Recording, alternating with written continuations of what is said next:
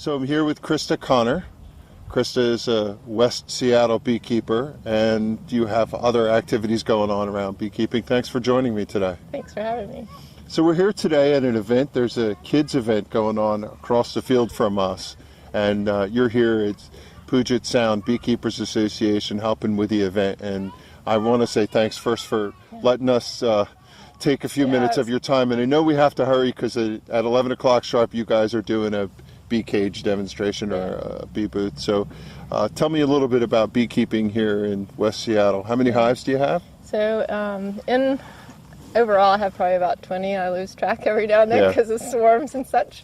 And so give or take 20, and I find that's kind of my personal limit.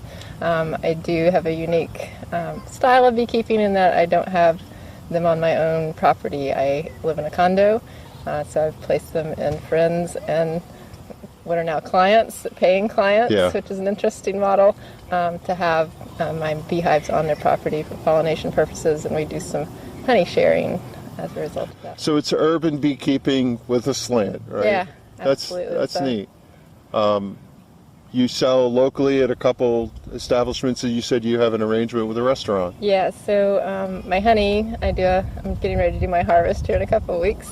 I typically harvest in the fall, and so instead of going to farmers markets, which takes a lot of time and energy that I don't necessarily have, so I'll sell wholesale to the local market, so Husky Deli here in West Seattle, which is kind of an institution. Yeah. And then a little produce stand, and then the Edgewater Hotel, which is quite famous downtown on the water. They use my honey in their buffet and on one of their salmon dishes. Oh, nice. That's really neat. Do you mentor? I do.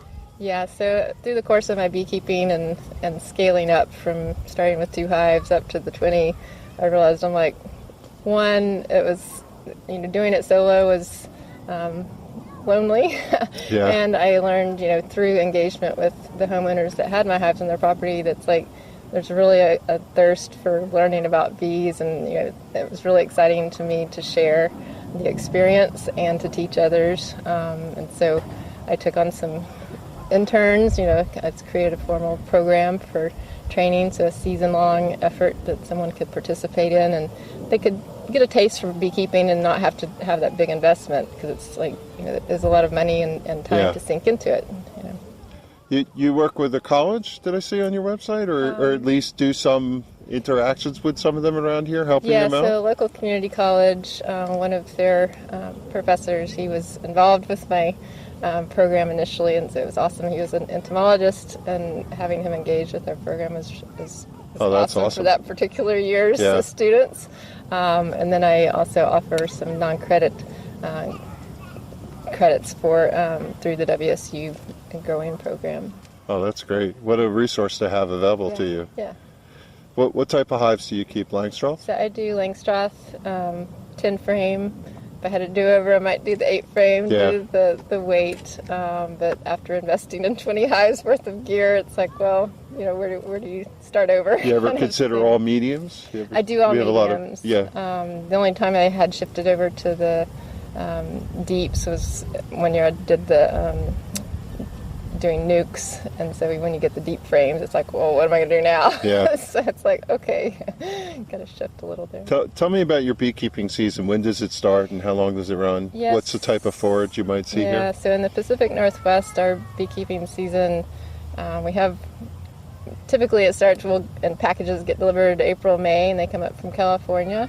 And our springs are really long and rainy, so it's a really tough time, if you've overwintered bees, to keep them alive. People think, oh, I made it through winter. Yeah. But then they'll die in April. Then you got to get, that's got to be tough. Oh my gosh. So really got to watch to make sure that they have enough food, artificial feeding or, access to forage in that spring time frame. So April, May start time, and we'll run into August is when we need to really be doing our harvest and treating for mites, and that was a benefit of our entomologist. He did a research study, and he said, if you're going to be treating for mites, you got to start in August, no later than that. And so August, you're in their hives through September. October, our rains start, and so you got to have your hives winterized by Things then. close down in October timeframe? And our main nectar source is Himalayan blackberry, Oh, yeah? which is technically a noxious. I see blackberry Yes. for sale everywhere, Yeah. but that didn't know what that was. It's a plentiful nectar source. Unfortunately, in the state of Washington, it's a noxious weed. Oh, is it? So I'm like, just leave it for the bees, and then you can tear it out after it blooms, you know. And then late season we'll get knotweed, which is also a noxious weed. Right, yes. And then fireweed, people take their hives to the mountains, you'll get some fireweed there. So, and then early spring, if you have overwintered hives, maple trees and basswood trees. Fireweed is different taste, or is it pretty conventional?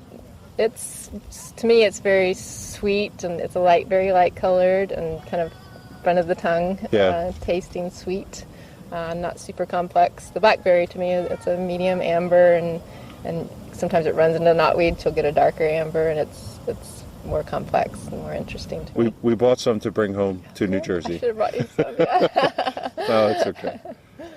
So listen, I know you have to get going. What else didn't I ask you that I should have asked you about what goes on? Tell me about, we were talking with Kevin, who's the president. 185 members you have in Puget Sound? Yeah, so Puget Sound Beekeepers is an awesome organization. I'm a past president. I have close to 300 members. Yeah. Wow. So it's pretty awesome in terms of, it's also amazing. It's like we have that many beekeepers. How big is your coverage area? So it's Puget Sound. We'll go, and so there's different local organizations, so up to Snohomish, and then Pierce County, which is like Tacoma area. Okay. Yeah, that's pretty big territory. Yeah. So it's pretty big, but people kind of meander between different. Do you know the website address? PugetSoundBees.org. And how about your address for your website? SeattleBeeWorks.com. Seattle Beeworks. And you sell at local places, but you don't have a storefront. But if people wanted to get a hold of you? So they can email me, Krista at SeattleBeeWorks.com. I'm on Instagram and Facebook. I don't ship honey, because I want to drive people to their local beekeepers, and so that's kind of I don't even ship it to my own mom. So I'm like, you got to come out here and visit to get honey, because I think it really highlights that local connection. It's really important to me that people understand that. Okay, well, I promised I'd get you done on time, so we'll let you go do your demo. Maybe we'll film that for a couple of minutes, and I wanted to say thanks for spending time with us today. Glad you're out here. Thanks.